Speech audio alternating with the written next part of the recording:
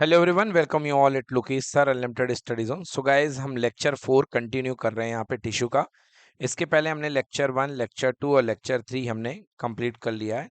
तो सबसे पहले हमने आपको फर्स्ट लेक्चर में आपको टिश्यू की डेफिनेशन बताई थी। सेकंड लेक्चर में हमने आपको क्लासिफिकेशन पढ़ाया था प्लांट टिश्यू का। हमने बताया था कि मेरिस्टेमेटिक टिश्यू और परमानेंट टिश्यू दो टाइप के प्लांट टिश्यू हुआ करते हैं। देन मेरिस्टेमेटिक टिश्यू और परमानेंट टिश्यू में डिफरेंस के बाद हमने आपको बताया थी कि types of classification of meristematic tissue होते हैं। एक होता है एपिकल मेरिस्टम, जिसमें सैम होता है, रैम होता है ना। शूट एपिकल मेरिस्टम और रूट एपिकल मेरिस्टम, दो टाइप के एपिकल मेरिस्टम होते हैं। तो मेरिस्टेमेटिक टिश्यू के टाइप्स हमने बता दिए थे, एसएएम और आरएएम। देन इसके बाद मेरिस्टेमेटिक टिश्यू में अगला था लेटरल मेरिस्टम और लास्ट था इंटरसेलरी मेरिस्टम। तो ये हमारे हो गए थे कंप्लीट कौन से tissue, meristematic tissue. Meristematic tissue के बाद दूसरे टाइप ऑफ टिश्यू जो होते हैं प्लांट टिश्यू में, वो होते हैं परमानेंट टिश्यू। और परमानेंट टिश्यू में हमने तीन टाइप की कैटेगरी बताई थी, है ना। क्या बताई थी हमने परमानेंट टिश्यू में? दो टाइप की कैटेगरी सबसे पहले हमने बताई थी, simple permanent tissue and then complex permanent tissue. Simple permanent tissue में हमने आपको बताया था कि तीन तरीके के टिश्यूज हुआ करते हैं, पैरेनकाइमा, कोलेनकाइमा और स्क्लेरेनकाइमा। और और यहाँ पे इनका तीनों का डिफरेंस बताया था, पैरेनकाइमा, क्लोरेनकाइमा और स्क्लेरेनकाइमा में क्या डिफरेंस होता है। देन उसके बाद आते हैं हमारे पास में अ, हमने ये बताया था कि जो पैरेनकाइमा होता है मॉडिफाई होकर के क्लोरेनकाइमा में कन्वर्ट होता है और एरेनकाइमा में कन्वर्ट होता है, मतलब पैरेनकाइमा के दो मॉडिफिकेशंस बनते हैं। देन इसके बाद में हमारे पास आ जाता है टिश्यू में, हमारे पास में आ गया था कॉम्प्लेक्स टिश्यू, है ना। परमानेंट टिश्यू के बाद में कॉम्प्लेक्स टिश्यू, जिसमें हमने पढ़ा था जाइलम और फ्लोएम। तो एक बार फिर से देखिए, यहाँ पे क्लासिफिकेशन हमने दिखाया आपको। टिश्यूज कन्वर्टेड दो ग्रुप में, यहाँ पे एक है animal tissue, plant tissue. Animal tissue में प्लांट टिश्यू में दो ग्रुप हैं, meristematic tissue and permanent tissue. Meristematic में प्राइमरी है और सेकेंडरी। प्राइमरी में एपिकल मेरिस्टम यानी कि सैम और रैम, और सेकेंडरी में दो प्रकार के हैं, एक है लेटरल मेरिस्टम है, ठीक है ना, और सॉरी, प्राइमरी में दो हैं, एक एपिकल मेरिस्टम है, दूसरा है इंटरसेलरी मेरिस्टम, और सेकेंडरी में लेटरल मेरिस्टम, ठीक है। देन इसके बाद में परमानेंट टिश्यू आ जाइए। परमानेंट टिश्यू में हमने आपको बताए थे simple permanent tissue and complex permanent tissue. Simple permanent tissue तीन कैटेगरी के, parenchyma, collenchyma, sclerenchyma, and complex permanent tissue दो कैटेगरी के, जाइलम और फ्लोएम। और पैरेनकाइमा मॉडिफाई होकर के क्लोरेनकाइमा और एरेनकाइमा में कन्वर्ट हो जाता है। देन इसके बाद हमने पढ़ा डिटेल में, क्या पढ़ा हमने हमने इसके बाद पढ़ा जाइलम और फ्लोएम। जाइलम में चार प्रकार की सेल्स होती हैं, ये चार प्रकार के टिश्यूज होते हैं, है ना। Tracheids, vessels, xylem fibre and xylem parenchyma अकेले लिविंग होता है, ऊपर के तीन क्या होते हैं, डेड होते हैं। देन इसके बाद में आ जाता है अपने पास में फ्लोएम में। फ्लोएम में चार प्रकार के सेल्स होते हैं, जिसमें तीन शुरू के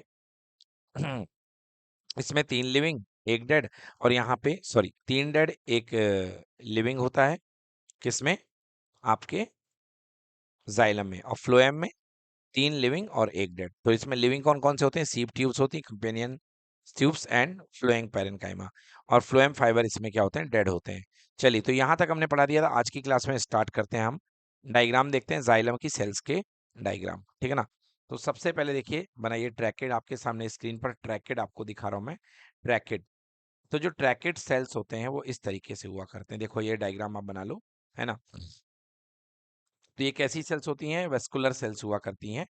इनमें ऊपर को क्या बोलते हैं हम लोग, टिप्स बोलते हैं। टिप्स आर पॉइंटेड एंड, ये जो होते हैं आपके जो ऊपर के एंड होते हैं, क्या होते हैं, इनको टिप्स बोलते हैं, है ना, या पॉइंटेड एंड बोलते हैं, या इन्हीं को हम टैपरिंग एंड बोलते हैं। जो पॉइंटेड एंड हुआ करता है उसी को हम क्या बोलते हैं बच्चों, उसी को हम टैपरिंग एंड भी बोला करते हैं। ये बीच में क्या होते हैं, पानी ले जाने के लिए पिट्स हुआ करते हैं, यानी गड्ढे होते हैं, पिट्स होते हैं। देन इसके बाद अगली सेल होती है वेसल्स, ठीक है ना। किस में बात चल रही है हमारी, ये हमारी बात चल रही है ये जाइलम में। तो जाइलम की अगली जो सेल है उसका नाम है वेसल, ठीक है ना। तो वेसल्स में देखिए आप, इस तरीके के होते हैं वेसल्स, इस तरीके की शेल दिखती है वेसल्स की, और ये वेसल्स के पिट्स है। देन इसके बाद जाइलम पैरेनकाइमा और जाइलम फाइबर्स। जाइलम पैरेनकाइमा देखिए, जाइलम पैरेनकाइमा कहाँ बना हुआ है, ये जो आपको दिख रहा है ना, ये जाइलम पैरेनकाइमा है।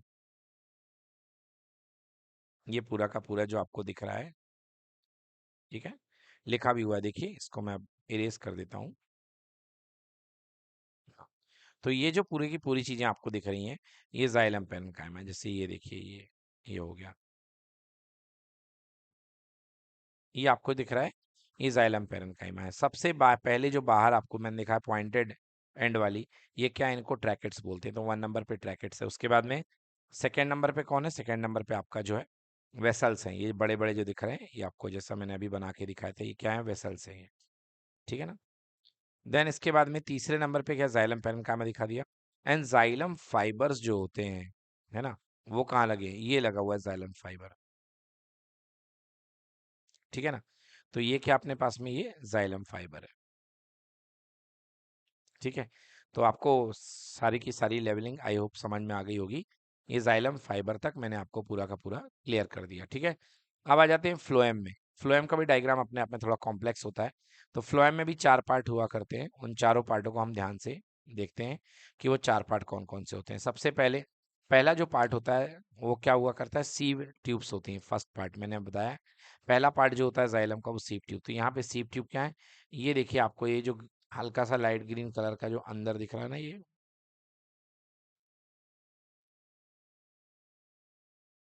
ठीक है। तो ये जो अपने पास में है, ये सीप ट्यूब है, ठीक है, सीप ट्यूब।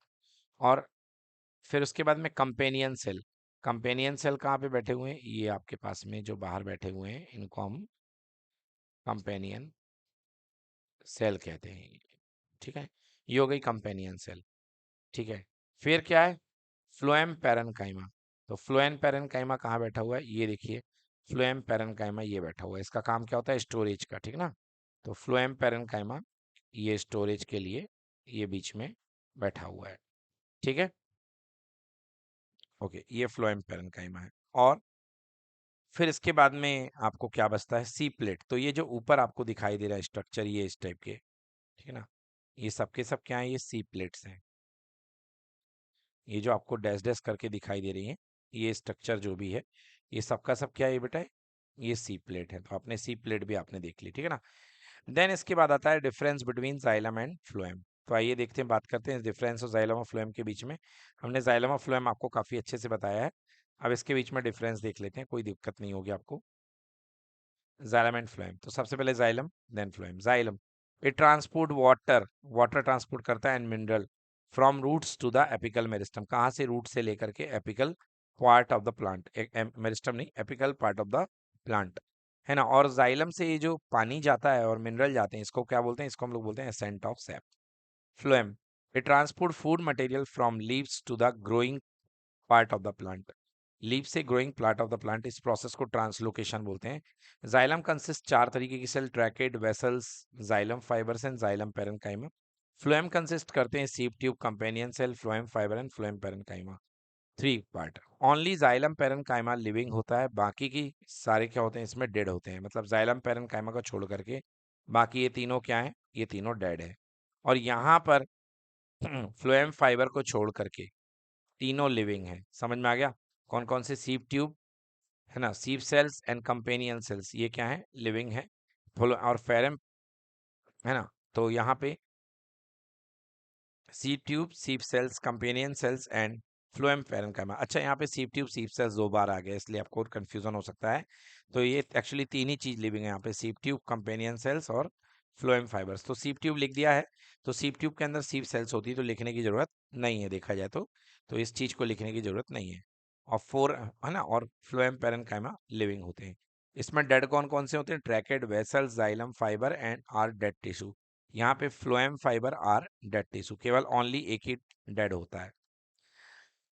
अगला क्या लिखा हुआ है, conduction of water by xylem is unidirectional. जो जाइलम से पानी जाता है उसका कंडक्शन क्या होता है, वो यूनिडायरेक्शनल हुआ करता है। Conduction of water from xylem is unidirectional. मतलब क्या होता है, रूट से लेके apical part of the plant, मतलब नीचे रूट से लेकर के apical part of the plant, एक ही डायरेक्शन में सारा का सारा पानी जा रहा है, ठीक ना। और food material conduction is bilateral, मतलब कि हर जगह जाएगा। जैसे मान लीजिए आपकी पत्ती है ये, तो पत्ती ऊपर भी भेजेगी और नीचे जड़ों को भी खाना भेजेगी, है ना। तो बाईलेटरल होता है। That is from leave to storage organs और ग्रोइंग पार्ट्स, और from storage organ to growing part of the, मतलब कि लीव से स्टोरेज ऑर्गन या ग्रोइंग पार्ट की तरफ, ठीक ना। और स्टोइंग स्टोरेज ऑर्गन से growing part of the plant, मतलब कि पहले लीव से स्टोरेज में जाएगा और स्टोरेज से फिर हर जगह जाएगा, मतलब growing part of the plant में जाएगा। तो फूड मटेरियल यहाँ पे बाइलेटरल जो होता है कंडक्ट करता है, जाता है। चलिए अब बात करते हैं, नेक्स्ट है प्रोटेक्टिव टिश्यू, ठीक है ना। प्रोटेक्टिव टिश्यू की बात करेंगे कि प्रोटेक्टिव टिश्यू क्या हुआ करते हैं। चलिए जानिए प्रोटेक्टिव टिश्यू के बारे में कि व्हाट आर प्रोटेक्टिव टिश्यू। तो प्रोटेक्टिव टिश्यू हमारे पास दो सिलेबस में पढ़ने हैं, एक तो पढ़ना है एपिडर्मिस, दूसरा पढ़ना कॉर्क टिश्यू। अब भाई एपिडर्मिस क्या होता है? एपिडर्मिस जो होता है the outermost layer of a cell in plant is called epidermis, ठीक है ना। जो आउटर मोस्ट लेयर होती है प्लांट में उसको हम क्या बोलते हैं? एपिडर्मिस। जैसे यहाँ पर जो आपके सामने डायग्राम दिख रहा है ना, ये आपके पास में जो है इसको हम आउटर मोस्ट लेयर है प्लांट की, ठीक है ना। इसको हम क्या बोलते हैं? एपिडर्मिस बोलते हैं। इसको हम क्या बोलते हैं? एपिडर्मिस। अब आप कहेंगे सर ये रेड कलर का ऊपर से क्या लेयर कर दी है? देखिए ये जो रेड कलर की लेयर हमने करी है, केवल हमने किसके लिए करी है? डेजर्ट प्लांट के लिए, जिनको हम क्या बोलते हैं? ज़ेरोफाइट्स बोलते हैं ना। तो डेजर्ट प्लांट में क्यूटिकल ये जो लेयर होती है ना, ये ट्रांसपिरेशन को रोकती है, और इस लेयर को हम क्यूटिकल की लेयर। तो क्यूटिकल एक वैक्स लाइक सब्सटेंस होता है ना, जो डेजर्ट प्लांट के ऊपर, पत्तियों के ऊपर पाया जाता है, डेजर्ट प्लांट के ऊपर पाया जाता है, समझ गए। तो ये अंदर का क्या हो गया? एपिडर्मिस। अंदर की जो सेल होती है ना, फर्स्ट जो सेल होती है अंदर की तरफ, उसको आप क्या बोलते हैं? एपिडर्मिस, मतलब first layer. Cuticle limits the transpiration in water in desert plant. तो क्यूटिकल की तो हमने बात कर ली। क्या करता है ये जो ऊपर की लेयर रेड कलर की दिख रही है, ये एक सब्सटेंस है जिसको हम बोलते हैं क्यूटिकल। तो ये एक सब्सटेंस है जिसे क्यूटिकल बोलते हैं। ये क्या करता है? ये ट्रांसपिरेशन को रोकता है ना। और ये जो क्यूटिकल लेयर होती है, क्यूटिकल एक लेयर होती है, ये एक प्रकार के मटेरियल से मिलकर बनती है, made up of vaccine substance, this is called cutin. तो क्यूटिकल लेयर क्यूटीन से मिलकर के बनी होती है। अब थोड़ा देखिए, आप यहाँ पे एपिडर्मिस का डायग्राम देखिए। सबसे पहले एक आपको ये दिखाई दे रहा होगा, ये सबसे ऊपर तो क्यूटिकल है, समझ में आ गया आपको कि ऊपर क्यूटिकल है।